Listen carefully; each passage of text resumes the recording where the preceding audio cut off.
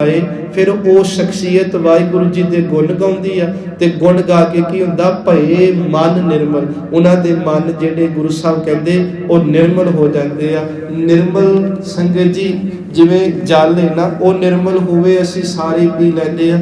इसे तरह निर्मल पातशाह जी कहते कोई थां होवे असीं सारे जाके बैठण दी करांगे कि किन्नी सोहनी थां है इत्थे कुछ समा बैठीए। इसे तरह निर्मल जीवन वालियां दे कोल भी गुरु साहब कहते फिर दुनिया आप चल के आउंदी है। ये संखेप अर्थ ने अगे जो सतगुरु ने कृपा की है। असी कल दूजी तुक पढ़ रहे सां कि जग जीवन पुरख त्याग कै मानस संधि आस। वेखो इत्थे असी मुख वाक च की पढ़िया कि दुनिया के आसरे छड्डे ते एक दे आसरे नाल व्यक्ति जुड़ गया, जीव जुड़ गया। पर जो अषाढ़ के महीने की कथा ना इत्थे है कि जो वाहिगुरु जी सारियां नूं जीवन दिंदा है। मंद बुद्धि वाले जीव उस वाहिगुरु जी नूं भुल के मानस संधि, संधि दे अर्थ ने मानस दी, मनुखां दी आस दे अनुसार जिंदगी भोगदे आ। बड़ी बारी ना दुनिया अंदर ज्ञानी जी कहते हुंदे बंदा अंदरों अंदरों कहता तो है ही है ना की हो गया जे मेरे ते इदां भीड़ पऊगी मेरे भरा खलोते आ, मेरे ते भीड़ पऊगी मेरे धियां पुत खलोते आ, मेरे ते भीड़ पऊगी मेरा आंढ गुआंढ खलोता है, मेरे ते भीड़ पऊगी मेरा पिंड खलोता है। सतगुरु कहते जिन्हां दे आसरे नाल सारी उम्र भोगदा है कई बारी वो खड़दे नहीं, पर जिस वाहिगुरु जी नूं भुलाया रहना सच एवे उन्होंने मौके ते भी याद करे तां भी खड़ जांदा है। क्योंकि इको ही तो वाहिगुरु है ना। वेखो दुनिया विच तुसी ना एक बारी किसी कोलों पैसे मंग लो उधारे जां कोई शै मंग लो, साल को बाद फिर जाओ वो तुहानूं पहला सुनाऊगा तैनूं पिछली बारी नहीं दिते। मेरे सतगुरु कहंदे दुनिया कोलों एक तो दूजी बारी कुछ मंगण जाओ पहला सुना देणगे। असीं रब कोलों रोज मंगदे आ, किन्ना मंगदे कदे रब ने सुनाया ही नहीं कि पहला भी लिया उहदा की कीता। सो सतगुरु कहते फिर उस वाहिगुरु जी नूं भुल के मनुखां दी आस ते क्यों जिउणा। चलो इनू बाणी च दर्शन करिए। सुखमनी साहिब दी यह पदा पढ़ो, मानुख की टेक बिरथी सब जाण। यह है मानस संधि आस। देखो मनुख का भावे मनुख राजा मनुख मंत्री, क्योंकि गरीब बंदे की केड़ी आस कोई रख के जिऊगा, अमीरां दी रख देना आपां। पातशाह कहते पर कोई भी होवे मानुख की टेक बिरथी सब जान। अगे की है देवन कोई कै भगवान। पर इस तुक नूं पढ़ना ते ओते अमल करना बड़ी वड्डी गल कि मानुख की टेक बिरथी सब जान देवन को एक है भगवान जिसकै दिया रह अगाए बहु न तिसना लाग गया है। सतगुरु कहते अज दी जो तेनू विचार यही समझा रही है कि जिस मानुख पै करूं बेनती सो अपने दुख भरिया। गुरु साहब कहते जिहदे अगे तू अपने दुख की पंड खोलेगा ना वो बेचारा आप बहुत दुखी है। वखरी गल कोई बोल के नहीं दसदा। इनू बाणी च इदां भी लिखिया मन परदेसी जे थी है सब देश पराया आ तुक सुनियो किस पै खोलो गंठड़ी दुखी पर आया। सतगुरु नानक कहते मैं किहदे अगे अपनी गंढ खोलां वाहिगुरु, जिहदे अगे मैं गंढ खोलन जाना वो तो बेचारा आप बड़ा दुखी है। क्योंकि तुसी भी कह गए हो नानक दुखिया सब संसार, तुसी भी कह गए हो जो जो दिसै सो सो रोगी रोग रहत मेरा सतगुरु जोगी। सतगुरु पिता जी कहते दुखी पर आया जगत सबाया कौड़ जाने बिद मेरिया। संसार दुखां दा घर है, संसार च बसन वाला हर कोई जीव है मनुख है वो दुखी है। फिर पातशाह कहते इस दुखां दे घर च रह के उन्हां दुखियारां दा आसरा छड्ड के सुख दाते दी शरण आइए, क्योंकि सुख दाते दी शरण आया ही हिरदे च सुख वसदे आ।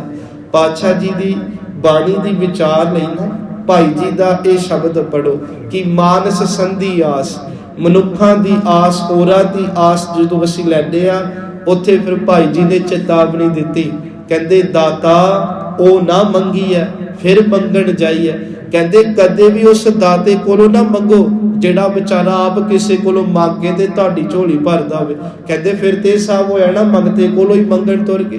ते भाई जी ने गल कही सतगुर साहिब छड्ड के मनमुख होए बंदे दा बंदा। कहंदे कमाल दी गल गुरु नूं छड्ड के अज दा सिख बंदा बंदे दा गुलाम हो के रह गया।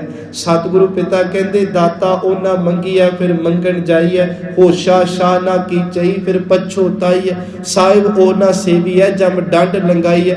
पातशाह कहते दुरमत मैल ना उतरै क्यों तीरथ ढाइयै, हौ मैं रोग ना कटई ओ वैद ना लाइयै। अखीर ते है कि पीर मुरीदा पिरहड़ी सुख सहज समाई है। ਇਹਦੇ अर्थ ने ਉਹ ਹੋਸ਼ੇ ਸ਼ਾਹ ਨੂੰ ਕਦੇ ਆਪਣਾ ਸ਼ਾਹ ਨਾ ਬਣਾਓ ਜਿਹਨੂੰ ਬਣਾ ਕੇ ਪਛਤਾਉਣਾ ਪਵੇ। ਕਦੇ ਵੀ ਉਹਨਾਂ ਤੀਰਥਾਂ ਤੇ ਨਹਾਓ ਨਾ ਜਿੱਥੇ ਨਹਾ ਕੇ ਦੁਰਮਤ ਦਾ ਨਾਸ਼ ਨਾ ਹੋਵੇ, ਕਿਉਂਕਿ ਸੱਚਾ ਤੀਰਥ ਨਾਮ ਗੁਰੂ ਦੀ ਸ਼ਰਨ ਹੈ। ਕਦੇ ਵੀ ਸਤਿਗੁਰੂ ਕਹਿੰਦੇ ਉਹਨੂੰ ਆਪਣਾ ਸਾਹਿਬ ਮਾਲਕ ਨਾ ਬਣਾਓ ਜਿਹਨੂੰ ਬਣਾ ਕੇ ਜਮਾਂ ਦੀ ਫਿਰ ਮਾਰ ਖਾਣੀ ਪਵੇ। ਇਹ ਸੱਚ ਹੈ ਸੰਗਤ ਜੀ। ਸਿੱਖ ਹੋ ਕੇ ਨਾ ਕੋਈ ਆਪਣੇ ਗੁਰੂ ਨਾਨਕ ਦੇ ਘਰ ਨੂੰ ਛੱਡ ਕੇ ਜਦੋਂ ਹੋਰਾਂ ਬਾਬਿਆਂ ਤੇ ਆਸਰਾ ਕੇ ਉੱਪਰ ਭੋਗੇਗਾ, ਗੁਰਬਾਣੀ ਕਹਿੰਦੀ ਆ ਤੇਰੀ ਸੇਵਾ ਬਿਰਥੀ ਚਲੀ ਜਾਊ। ਭਾਵੇਂ ਤੂੰ ਕਰੋੜਾਂ ਦੇ ਲੰਗਰ ਕਿਸੇ ਬਾਬੇ ਦੇ ਡੇਰੇ ਤੇ ਲਾਏ ਹੋਣ, ਇਹ ਮੈਂ ਨਹੀਂ ਕਹਿ ਰਿਹਾ, ਬਾਣੀ ਕਹਿ ਰਹੀ ਆ। ਕਹਿੰਦੇ ਇੱਕ ਗੱਲ ਯਾਦ ਰੱਖੀ, ਅੱਜ ਸਾਡੇ ਪੰਜਾਬ ਨੂੰ ਲੁੱਟ ਲਿਆ ਇੰਨਾ ਵੱਡੇ ਵੱਡੇ ਬਾਬਿਆਂ ਦੀਆਂ ਕਬਰਾਂ ਨੇ। ਅੱਜ ਸਾਡੀ ਜਵਾਨੀ ਨੂੰ ਗਾਇਕਾਂ ਨੇ ਮੋੜ ਲਿਆ ਉਧਰ ਨੂੰ। ਬਹੁਤ ਖਰਚਾ ਕਰਦੇ ਨੇ ਲੋਕ, ਪਰ ਉਹਨਾਂ ਨੂੰ ਗੁਰੂ ਸਾਹਿਬ ਅੱਜ ਇੱਕ ਗੱਲ ਕਹਿ ਰਹੇ ਨੇ, ਜਿਸਕਾ ਸਾਹਿਬ ਨੰਗਾ ਭੁੱਖਾ। ਧਿਆਨ ਨਾਲ ਸੁਣੇ ਬਾਣੀ ਦੇ ਅਰਥ। ਕਹਿੰਦੇ ਜਿਹਦਾ ਮਾਲਕ ਗੁਰੂ ਜਿਹਨੂੰ ਉਹ ਆਪਣਾ ਰੱਬ ਮੰਨ ਕੇ ਬੈਠਾ, ਉਹ ਖੁਦ ਨੰਗਾ ਭੁੱਖਾ ਹੋਵੇ। ਪਾਤਸ਼ਾਹ ਕਹਿੰਦੇ ਜਿਸਕਾ ਸਾਹਿਬ ਨੰਗਾ ਭੁੱਖਾ ਤਿਸਕਾ ਨਫਰ ਕਿੱਥੋਂ ਰੱਜ ਖਾਏ। ਦੱਸੋ ਭਾਈ, ਉਹਦਾ ਚੇਲਾ ਉਹਦਾ ਨੌਕਰ ਕਿੱਥੋਂ ਰੱਜ ਕੇ ਖਾ ਲੂਗਾ। ਜੇ ਸਾਹਿਬ ਘਰ ਵੱਤ ਹੋਵੇ ਸੋ ਨਫਰੇ ਹੱਥ ਆਵੇ, ਅਨਹੋਦੀ ਕਿੱਥੋਂ ਪਾਏ। ਕਹਿੰਦੇ ਜੇ ਉਹਦੇ ਕੋਲ ਕੁਝ ਹੈ ਤੇ ਨੌਕਰ ਨੂੰ ਮਿਲੂਗਾ, ਵਿਚਾਰਾ ਹੋਰ ਕਿੱਥੋਂ ਉਹ ਲੈ ਕੇ ਭੋਗ ਭੋਗੇ। ਅਗਲੇਰੀਆਂ ਦੋ ਤੁਕਾਂ ਸੁਣਿਓ, ਇਹ ਗੁਰੂ ਰਾਮਦਾਸ ਜੀ ਦੇ ਬਚਨ ਨੇ। ਕਹਿੰਦੇ ਜਿਸ ਦੀ ਸੇਵਾ ਕੀਤੀ, ਵੇਖੋ ਕਈ ਵਾਰੀ ਨਾ ਅਸੀਂ ਕਹਿ ਦਿੰਦੇ ਅਸੀਂ ਬੜੀ ਸੇਵਾ ਕਰਦੇ, ਪਰ ਇਹ ਆ ਕਿ ਕਰਦੇ ਕਿਹਦੀ ਪਏ ਆ। ਗੁਰੂ ਸਾਹਿਬ ਕਹਿੰਦੇ ਕਿਹਦੀ ਕਰ ਰਹੇ ਆ। ਪਾਤਸ਼ਾਹ ਕਹਿੰਦੇ ਜਿਸ ਦੀ ਸੇਵਾ ਕੀਤੀ ਫਿਰ ਲੇਖਾ ਮੰਗੀ ਹੈ। ਕਮਾਲ ਹੋ ਗਈ। ਸਾਰੀ ਉਮਰ ਝਾੜੂ ਲਾਉਂਦੇ ਰਹੇ, ਦੀਵੇ ਬਾਲਦੇ ਰਹੇ, ਚਾਦਰਾਂ ਚੜਾਉਂਦੇ ਰਹੇ, ਲੰਗਰ ਹਰ ਸਾਲ ਲਾਉਂਦੇ ਰਹੇ। ਜਿੱਦਣ ਰੱਬ ਦੇ ਘਰ ਗਏ, ਰੱਬ ਕਹਿੰਦਾ ਲੇਖੇ ਦੇ, ਤੇ ਸਾਡੇ ਤੇ ਬਾਬੇ ਨੇ ਬਾਹ ਹੀ ਨਹੀਂ ਪੜੀ ਸਾਡੀ। ਪਾਤਸ਼ਾਹ ਕਹਿੰਦੇ ਤੇਰਾ ਝਾੜੂ ਫੇਰਿਆ, ਤੇਰੇ ਦੀਵੇ ਜਗਾਏ ਕਿੱਥੇ ਗਏ। ਜਿਸ ਦੀ ਸੇਵਾ ਕੀਤੀ ਫਿਰ ਲੇਖਾ ਮੰਗੀ ਹੈ, ਸਾ ਸੇਵਾ ਔਖੀ ਹੋਈ। ਬਾਅਦ ਚ ਕਹਿੰਦੇ ਛੱਡਦੇ ਸਿੱਖਾਂ ਇਹੋ ਜੀ ਸੇਵਾ ਨੂੰ। ਜਿਸ ਸੇਵਾ ਕਰਕੇ ਔਖੇ ਹੀ ਰਹਿਣਾ ਤੇ ਕੀ ਕਰਨਾ ਸੇਵਾ ਨੂੰ ਨਾ। ਫਿਰ ਪਾਤਸ਼ਾਹ ਕਹਿੰਦੇ ਕੀ ਕਰੀਏ। ਕਹਿੰਦੇ ਨਾਨਕ ਸੇਵਾ ਕਰੋ ਕਿਹਦੀ ਮਰਜੀ, ਹਰ ਗੁਰ ਸਫਲ ਦਰਸ਼ਨ ਕੀ। ਆਪਣੇ ਗੁਰੂ ਦੀ ਸੇਵਾ ਕਰ, ਕਿਉਂ ਫਿਰ ਲੇਖਾ ਮੰਗੈ ਨਾ ਕੋਏ। ਕਿਉਂਕਿ ਗੁਰਾਂ ਦੀ ਸੇਵਾ ਕੀਤਿਆਂ ਕੋਈ ਲੇਖਾ ਨਹੀਂ ਮੰਗਦਾ। ਸੰਗਤ ਜੀ ਮੇਰੇ ਤੁਹਾਡੇ ਕੋਲ ਸਾਰਿਆਂ ਕੋਲੇ ਰਾਹ ਹੈ। ਅਸੀਂ ਕਿਹਦੀ ਸੇਵਾ ਕਰਨੀ ਹੈ, ਕਿ ਜਿਹਦੀ ਸੇਵਾ ਕਰਕੇ ਅਸੀਂ ਲੇਖਾਂ ਤੋਂ ਬਚ ਜਾਈਏ, ਜਾਂ ਜਿਨ੍ਹਾਂ ਦੀ ਸੇਵਾ ਕਰਕੇ ਫਿਰ ਲੇਖਿਆਂ 'ਚ ਹੀ ਪੈ ਰਹੀਏ। ਇਹ ਹੁਣ ਸਾਡੀ ਬੁੱਧੀ ਹੈ। ਸੋ ਇੱਥੇ ਗੁਰੂ ਸਾਹਿਬ ਕਹਿੰਦੇ ਜਗ ਜੀਵਨ ਪੁਰਖ ਤਿਆਗ ਕੈ। ਅਸੀਂ ਜਿਹੜਾ ਸਾਨੂੰ ਜੀਵਨ ਦੇ ਰਿਹਾ, ਸਾਰੀ ਕਾਇਨਾਤ ਨੂੰ ਦੇ ਰਿਹਾ, ਉਹਨੂੰ ਤਿਆਗਦਾ ਤੇ ਮਾਨਸ ਸੰਧਿਆਸ ਤੇ ਦੁਨੀਆ ਦੇ ਸਰੀਰ ਨੂੰ ਬਾਬਾ ਰਾਜਾ ਕੋਈ ਮੰਤਰੀ ਕੋਈ ਵੱਡਾ ਸ਼ਾਹੂਕਾਰ ਜਾਣ ਕੇ ਉਹਦੇ ਤੇ ਆਸ ਟਿਕਾ ਲਈ।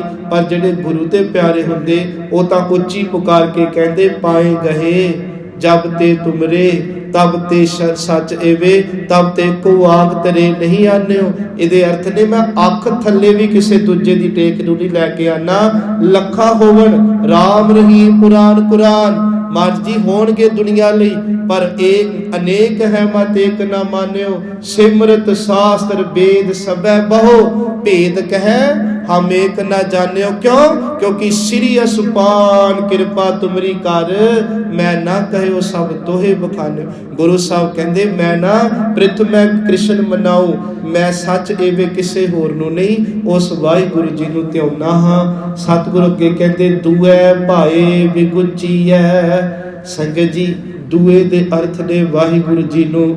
ਸਿੱਖ ਆਪਣੇ ਗੁਰੂ ਨੂੰ ਛੱਡ ਕੇ ਦੂਜੇ ਭਾਅ 'ਚ ਜਦੋਂ ਪੈ ਜਾਂਦਾ, ਦੂਜੇ ਦੇ ਪਿਆਰ 'ਚ ਪੈ ਜਾਂਦਾ। ਇੱਥੇ ਪਿਆਰ ਨੇ ਕਿ ਆਪਣੇ ਗੁਰੂ ਨੂੰ ਛੱਡ ਕੇ ਕਿਸੇ ਹੋਰ ਨੂੰ ਆਪਣਾ ਕਰਤਾ ਧਰਤਾ ਗੁਰੂ ਮੰਨ ਲੈਣਾ ਵਿਗੁਚੀ ਹੈ। ਉਹ ਫਿਰ ਜ਼ਿੰਦਗੀ 'ਚ ਖੁਆਰ ਹੁੰਦੇ ਨੇ। ਤੇ ਅੱਗੇ ਗੱਲ ਪਈ ਐ ਜਮ ਕੀ ਫਾਸ। ਉਹਨਾਂ ਦੇ ਗਲ 'ਚ ਜੰਮਾਂ ਦੀ ਫਾਹੀ ਪਈ ਰਹਿੰਦੀ ਆ। ਸਤਿਗੁਰੂ ਦਾ ਇੱਕ ਬਚਨ ਹੈ ਨਾ ਬਾਣੀ ਅੰਦਰ, ਪਾਤਸ਼ਾਹ ਕਹਿੰਦੇ ਵੱਡਾ ਹੋਆ ਦੁਨੀਦਾਰ ਗੱਲ ਸੰਗਤ ਘੱਤ ਚਲਾਇਆ। ਗੁਰੂ ਸਾਹਿਬ ਕਹਿੰਦੇ ਜਦੋਂ ਉਹ ਦੁਨੀਆਦਾਰ ਚਲਿਆ ਗਿਆ ਤੇ ਉਹਦੇ ਗਲੇ 'ਚ ਵੱਡੀਆਂ ਫਾਹੀਆਂ। ਸੋ ਇੱਥੇ ਮੈਨੂੰ ਲੱਗਦਾ ਰੋਕ ਦਿੰਨੇ ਆ, ਸਮਾਂ ਸਾਡਾ ਸੀਮਤ ਹੈ, ਕਿਉਂਕਿ ਕੱਲ ਨੂੰ ਜੈਸਾ ਜਿਹਾ ਬੀਜੈ ਸੋ ਲੁਣੈ ਮੱਥੈ ਜੋ ਲਿਖਿਆਸ, ਕਿ ਜੋ ਮੱਝ ਕਹਿੰਦੇ ਅਸੀਂ ਬੀਜ ਰਹੇ ਆ ਉਹ ਵੱਢਣਾ ਪੈਂਦਾ, ਜੋ ਬੀਜ ਕੇ ਆਏ ਆ ਉਹ ਛਕਣਾ ਪੈਂਦਾ। ਸੋ ਇਹ ਹੈ ਮੱਥੇ ਦੇ ਲੇਖਾਂ ਦੀ ਕਹਾਣੀ। ਕੱਲ ਨੂੰ ਇੱਥੋਂ ਫਿਰ ਸ਼ੁਰੂ ਕਰ ਲਾਂਗੇ। ਹੋਈਆਂ ਬੇਅੰਤ ਭੁੱਲਾਂ ਦੀ ਖਿਮਾ ਸੰਗਤ, ਭੁੱਲਾਂ ਮਾਰਗ ਸੱਚੇ ਪਿਤਾ ਬਖਸ਼ ਕੇ ਸਾਨੂੰ ਆਪਣੇ ਦਰੋਂ ਕਰੋ ਭੈ ਭਾਵਨੀ ਨਿਮਰਤਾ, ਸਰਬੱਤ ਦੇ ਭਲੇ ਦੀ ਸ਼ੁਭ ਅਮਲ ਇਕੱਠੇ ਕਰਨ ਤੇ ਨਿਤਨੇਮ ਦੀ ਦਾਤ ਬਖਸ਼ਦੇ ਰਹਿਣ।